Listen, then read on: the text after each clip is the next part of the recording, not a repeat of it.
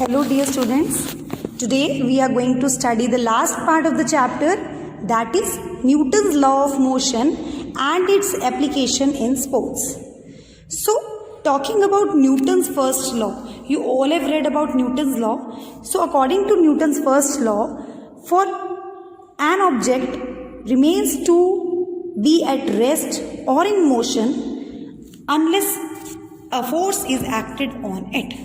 कि कोई भी चीज़ है, कोई भी ऑब्जेक्ट है, अगर वो मूविंग है तो वो मूव करता रहेगा और अगर वो रुका हुआ है तो वो रुका रहेगा जब तक कोई एक्सटर्नल फोर्स उसके ऊपर अप्लाई नहीं होता. Another one is Newton second law of motion, इसको हम लॉ ऑफ एक्सेलरेशन भी बोलते हैं. According to the second law of motion, acceleration of an object is depending upon two variables, that is net force acting upon the object and the mass of the object. So like in a football, a player who has received the ball in a strong position close to the goal will only need to impart a relatively small amount of force in direction of goal. Or however, a player who has been forced to the edge of the shooting circle before taking a kick need to impart a larger amount of force in the direction of goal. So कभी भी जो हमारा force है, जो acceleration है, ये हमारे force के ऊपर और ऑब्जेक्ट के मास के ऊपर डिपेंड करता है. Another one is Newton's third law of motion. According to the Newton's third law of motion, there is equal and opposite reaction to every action.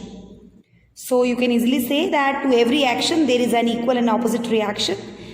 In this we have several examples, like अगर we have a swimmer जो swim कर रहा है, जितनी ज़्यादा velocity से वो water को push back करेगा उतना ही जल्दी से वो front move करेगा. Secondly, springing from a diving board is an example of law of action and reaction. जितना force apply किया जाएगा sports में उतना ही ज़्यादा हमें response मिलता है. So for the Newton's third law of motion, it's always there कि जितना आप force exert कर रहे हो, जितना आप force apply कर रहे हो, in response उतना reaction आपको मिलेगा, उतना fast आपकी movement होगी. Next topic is friction and sports. Friction plays a very important role in sports. Without friction, you cannot have a goal, have any kind of sports. So friction के साथ ही sports possible है. friction के साथ ही हम easily sports में perform कर सकते हैं. रफ सरफेस जितनी होगी उतना more friction produce होगा, उतना even आप कम heat produce करेंगे. ठीक है, so it will be affected when there is more friction. You can walk easily, you can run easily. So friction बहुत सारे types के हैं. One is static friction. The force of friction which acts on the two surface when the motion actually begins is called static friction.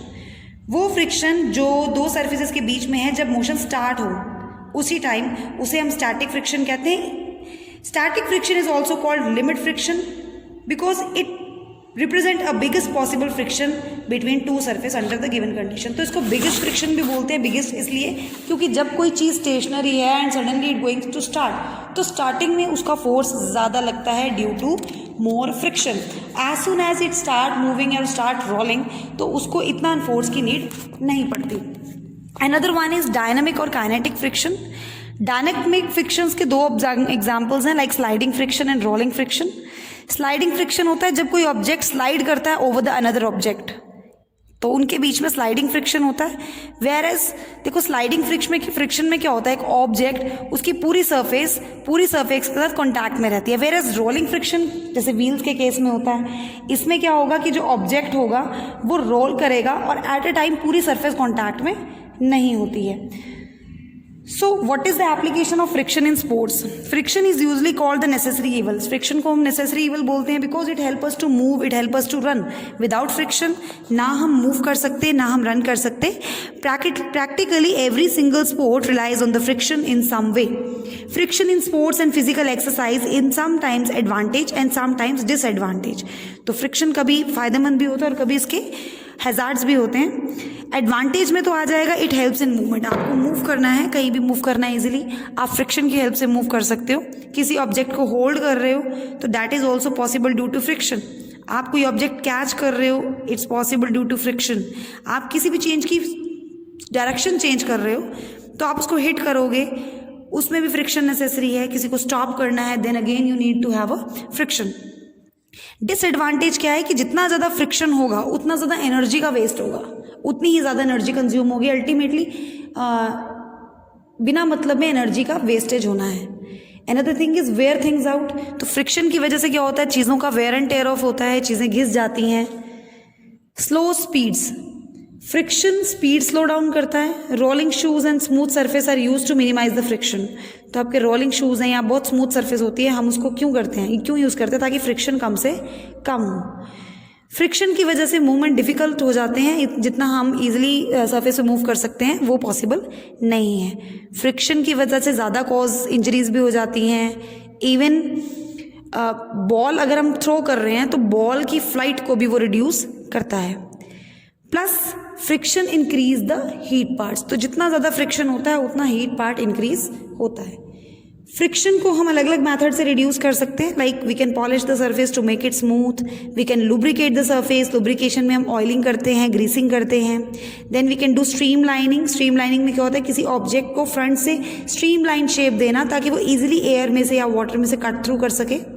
Ball bearing and roller bearing, these are the basically balls and cylinders like operators, जो कि हम दो rolling surface के बीच में place करते हैं ताकि वो ईजिली एक दूसरे के ऊपर रोल कर सके। Special designing, nowadays specially design helmets are use in sports. तो स्पेशल स्पोर्ट्स हेलमेट यूज़ किए जाते हैं ताकि वो एयर का फ्लो कम करे और इजीली मूव होने में हेल्प करें। इवन हम फ्रिक्शन को इंक्रीज भी कर सकते हैं अगर हम किसी दो सरफेस के बीच की इरेगुलरिटीज़ को बढ़ा दें, लाइक हम शूज़ में स्पाइक्स बनवाते हैं तो वाई इट इज़ देयर, ताकि फ्रिक्शन इंक्रीज हो सके। Second, press the two surface together harder. हम दो सरफेस को अगर बहुत हार्डली प्रेस करेंगे, प्रेस करेंगे एक दूसरे के ऊपर, तो उनके अंदर फ्रिक्शन इंक्रीज होगा। मैग्नीशियम पाउडर यूज़ कर सकते हैं।